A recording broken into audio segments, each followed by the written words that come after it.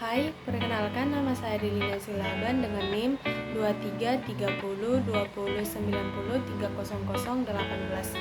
Saya dari gugus tenis. Saya di sini ingin menjelaskan tentang mikrobiologi dasar. Di sini saya akan menyebutkan pokok pembahasannya, yaitu tentang sejarah dan perkembangan teknologi kesehatan, lalu taksonomi dan nomenklatur, lalu morfologi dan struktur flora normal, lalu hubungan kuman dengan lingkungan.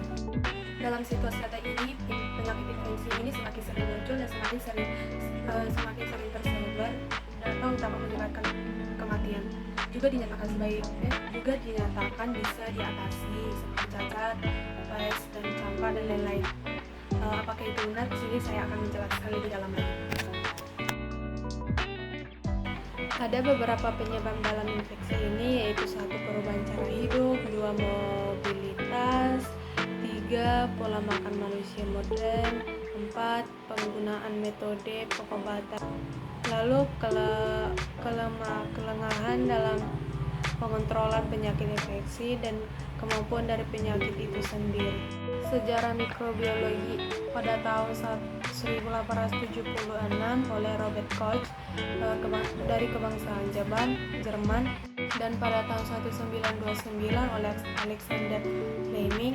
Mereka menemukan pencicilan disusul oleh Florey dan Chain pada tahun 1940 dan mereka memberikan hasil yang menakjubkan. Lalu tahapan perkembangan mikrobiologi. Tahap ke-8 sebelum tahun 1977, penyakit menular dan tidak menular dan disebabkan benda kecil dan masih mengenal mistik dan gaib, dan generation spontaneous. Tahap penemuan mikroskop. Pada tahap penemuan mikroskop ini membiarkannya itu penemuan bakteri, penemuan vaksin, perkembangan perlahan-lahan akibat keterbatasan dalam teknik pembuatan medium dan penjagaan. Lalu mikroskop masih sederhana.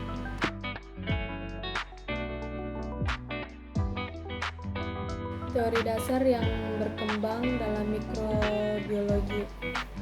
Postul Koch pada tahun 1884, satu mikroorganisme ditemukan pada kasus penyakit, lalu mikroorganisme tersebut juga harus tumbuh di in vitro.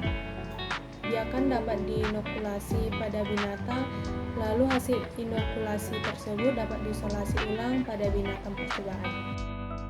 Cabang ilmu mikrobiologi: 1. Bakteri, 2. Virus, 3. Jamur, 4. Parasit, 5. Reaksi antigen dan antibiotik.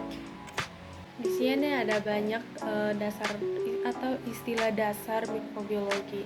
1. Saprophyta, 2. Parasit, 3. Commensalis, 4. Patogen, 5. Patogen fakultatif.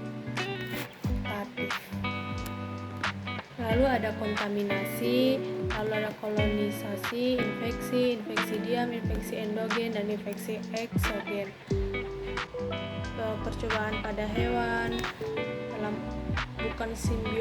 bukan simbion dalam arti sempit.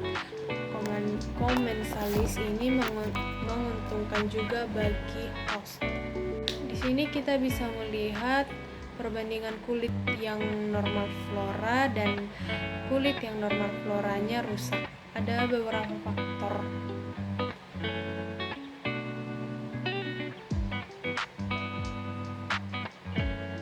Ada juga macam-macam cara penularan penyakit infeksi, yaitu secara langsung dan tidak langsung. Secara langsung ini bisa dengan fekal oral, lalu melalui kulit atau melalui plasenta, lalu pada proses kelahiran juga. Terus penularan tidak langsung itu melalui bahan makanan, minuman.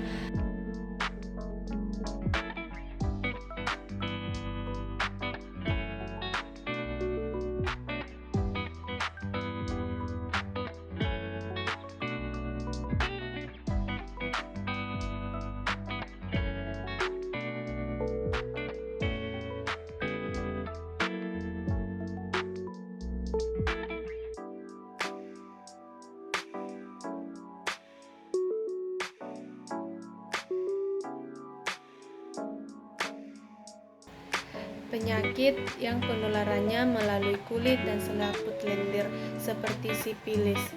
Di sini saya akan menjelaskan apa itu arti sifilis. Sifilis itu infeksi yang menular secara seksual yang ditularkan melalui kontak seksual dengan seorang yang terinfeksi. Lalu gonorrhea atau gonore, salah satu penyakit menular seksual yang ditandai dengan munculnya nanah pada urin. Lalu penyakit tetanus. Penyakit ini yang disebabkan oleh infeksi bakteri yang berpotensi menyerang sistem saraf. Lalu ada penyakit rabies. Rabies ini adalah salah satu penyakit zoonosis, yaitu menular dari hewan ke manusia. Lalu ada penyakit malaria. Penyakit malaria ini disebabkan oleh parasit Plasmodium. Penyakit ini ditularkan melalui gigitan nyamuk. Di sini ada penjelasan tentang tumbuhan yang dapat bersifat bakterida dan fungusida. Kita bisa melihat di sini tumbuhan yang bersifat bakterida dan fungusida. Ada lengkuas, lada hitam, pegagan, dan kuman enterik, kriman jahe, bawang putih, dan lain-lain.